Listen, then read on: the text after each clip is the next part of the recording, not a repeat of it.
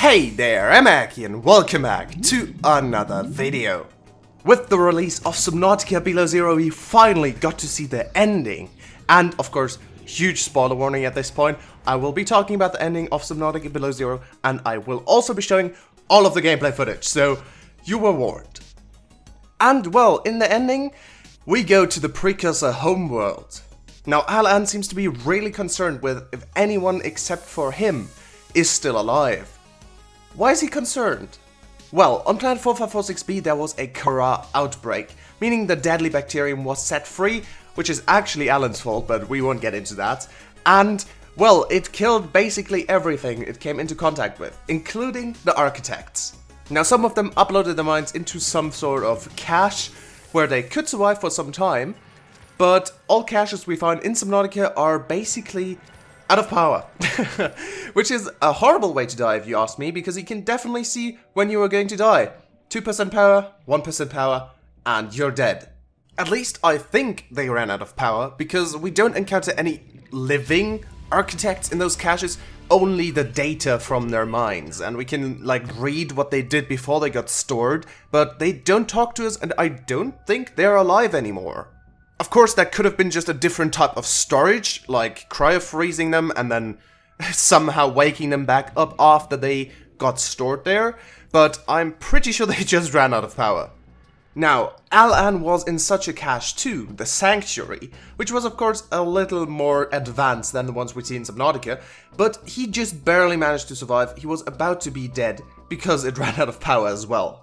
Now, during the Kara outbreak, architects were in their physical form, at least most of them, and they died. But of course the outbreak was on planet 4546b, not on the architect homeworld, so why is Alan concerned that anyone on his homeworld could be dead?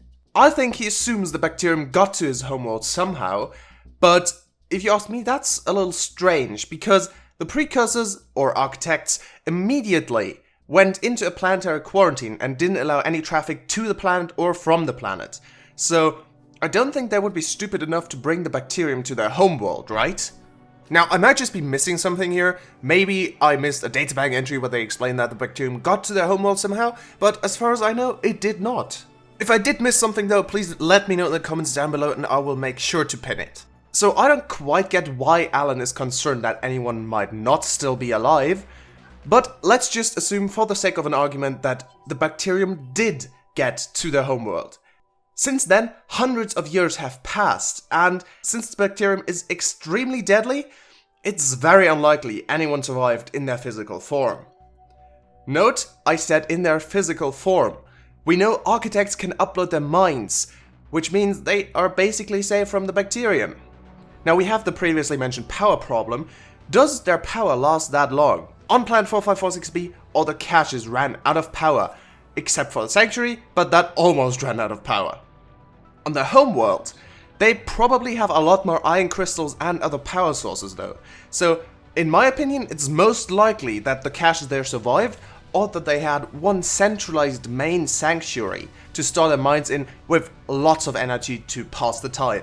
So, if you ask me, I think the architects on their homeworld most likely survived, and we will be greeted by them if we ever get a third Subnautica game.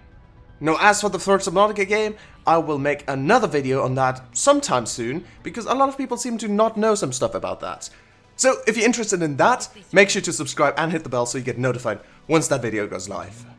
But that's already it again. This was quite a short video, but I would love to turn this into a series where we do some theories and some explanation of the story of Below Zero and Subnautica. If you would like to see that, make sure to let me know in the comments down below and by liking the video, so I know you guys enjoy this. Huge shout out to my Aki code leaders on YouTube and Patreon: Blink, Saber, Fauna, Jeff the Sea Dragon, Just Archeo, Ripe Cucumber, Tony House, and Wynock. Thank you so much for your support. I hope you enjoy your special perks. But for now, thank you very much for watching, and as always, I'll see you next time. Goodbye!